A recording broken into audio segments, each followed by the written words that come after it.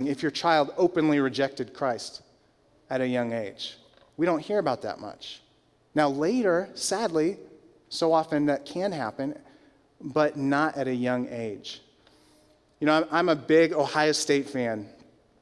So I love Ohio State football. And guess what? My son, Silas, age 4, he is too. My daughter, Ivy, too. She is too. They can sing the Buckeye Battle Cry with you if you want to afterwards. They know almost all the words. Some of them they confuse and make up their own words. But there's no danger, I don't have any concern that this fall they're going to start rooting for the other team above Ohio. They're not going to do it. They're not going to root for that team up north because why? They've never thought of it. They don't think for themselves in that way. They don't have independent ideas in that sense. It's never crossed their mind that that's an option. Now that could change. One day they might decide they like a different team, but it's not going to happen now. Right now, they take my word for things. When I tell them the truth about football or the gospel, they take me at my word. You know, I used to work at a Christian summer camp, and I was a counselor. Great privilege to introduce kids to the gospel. Week after week, you get a new batch of kids who you get to explain the gospel to. But I did find that there was a certain age, really preteens or below, usually a little below that, and under, because I had them down to 3rd grade. I could 9.9 times out of 10 lead them to profess faith in Christ. Now, that didn't mean they were a Christian, didn't mean they weren't a Christian, simply meant that they hadn't become an independent thinker. So, while children can be devoted to Christ, it's more difficult to recognize independent devotion in kids. Second, most children think and speak less maturely than adults. So, when a young child talks about Jesus, I don't expect them to have the capacity to explain substitutionary atonement in its depth. But I don't think that means that their sins couldn't be atoned for.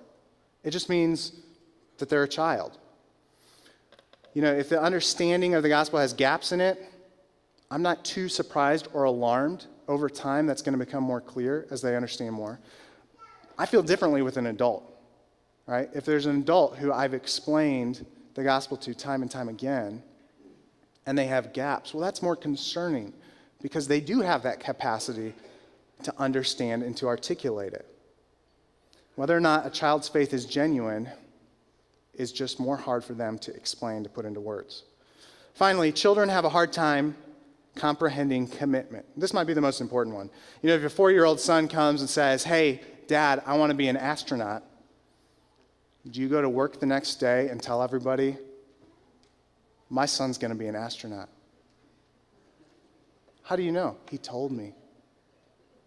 He really meant it. He was really sincere. So I know he's going to be. Do you take out a loan to make that first down payment on the education that he's going to need? Probably not. Why? Because he wasn't sincere? No, he was sincere. He really meant it. The reason you're not going to proclaim it as fact is because he doesn't quite understand what he's committing to. It's possible he really will. That he's going to take the time to study math and science and sacrifice his time to study to be an astronaut. But it's kind of hard to tell at 4 years old. Or take the example of marriage. You know, your 7-year-old daughter comes home and she says, "Mommy, Daddy, I know who I'm going to marry. You know, Billy, I'm going to marry Billy. Isn't that so great?" Well, are you going to start making arrangements with those parents? But committing to Christ, in a lot of ways, parallels marriage. It involves forsaking all others.